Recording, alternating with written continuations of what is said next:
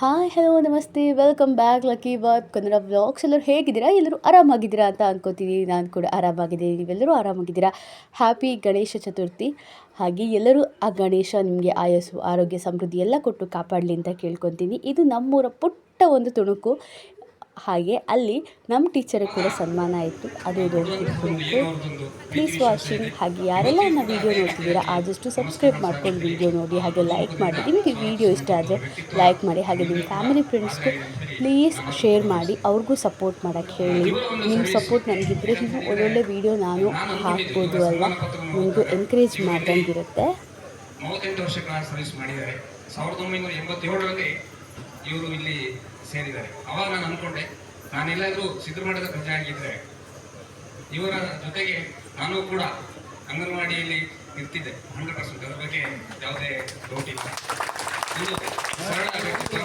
ಇವ್ರ ಬಗ್ಗೆ ಎಷ್ಟು ಬೇಕಾದರೂ ಹೇಳಲಿಕ್ಕೆ ನಮಗೆ ಮಾತಿದೆ. ಬಹುಶಃ ನಿಮಗೆ ಅಂಗನವಾಡಿ ಶಿಕ್ಷಕರು ಅಂತ ಕೂಡಲೇ ಇದರ ಮೂಲ ಎಲ್ಲಿಂದ ಬಂತು ಅಂತ ಹೇಳಿದ್ರೆ ಪ್ರೋಬೆಲ್ ಅಂತ ಹೇಳಿ ಕಿಂಡರ್ ಗಾರ್ಟನ್ ಎಲ್ಲರೂ ಕೂಡ ಕೇಳಿರ್ತೀರಿ. ಮೂಲತಃ ಅಲ್ಲಿಂದ ಆರಂಭ ಆಗುತ್ತೆ. ಆಮೇಲೆ ಇಡೀ ಇಂಡಿಯಾದಲ್ಲೇ ಕರ್ನಾಟಕದಲ್ಲೇ ಪ್ರಥಮ ಬಾರಿಗೆ ಅಂಗನವಾಡಿ ಶಾಲೆಯನ್ನು ಆರಂಭಿಸಲಾಗುತ್ತೆ. ಈಗ ಮತ್ತು ಮಾಂಟೆಸರಿ ಅಂತ ಹೇಳಿ ಮತ್ತೆ ಬದಲಾವಣೆ ಆಗಿದೆ. ಮತ್ತೆ ನಮ್ಮ ಕರ್ನಾಟಕ ಸರ್ಕಾರ ಮುಂದೆ ಹೆಜ್ಜೆ ಇಟ್ಟಿದೆ. ಬಹುಶಃ ಇವರ ಒಂದು ಸರ್ವಿಸನ್ನು ಗುರುತಿಸಿ ಇಲ್ಲಿ ಶ್ರೀ ವಿದ್ಯಾಗಣಪತಿ ಸೇವಾ ಸಮಿತಿಯ ಎಲ್ಲ ಅಧ್ಯಕ್ಷರು ಮತ್ತು ಸದಸ್ಯರು ಇವರನ್ನ ಒಂದು ಗುರುತಿಸುವಂಥ ಕಾರ್ಯವನ್ನು ಮಾಡಿದ್ದಾರೆ. ಯಾವಾಗಲೂ ಆಗಬೇಕಿತ್ತು ಅಂತ ಹೇಳಿ ನನ್ನ ಒಂದು ಅನಿಸಿಕೆ. ಇವರ ಒಂದು ಕಿರು ಪರಿಚಯ ಈ ರೀತಿಯಾಗಿರುತ್ತೆ. ಶ್ರೀಮತಿ ಸರೋಜ ರಾಮಪ್ಪ ಹೊಸಮನೆ, ಕೊಪ್ಪ ತಾಲೂಕು.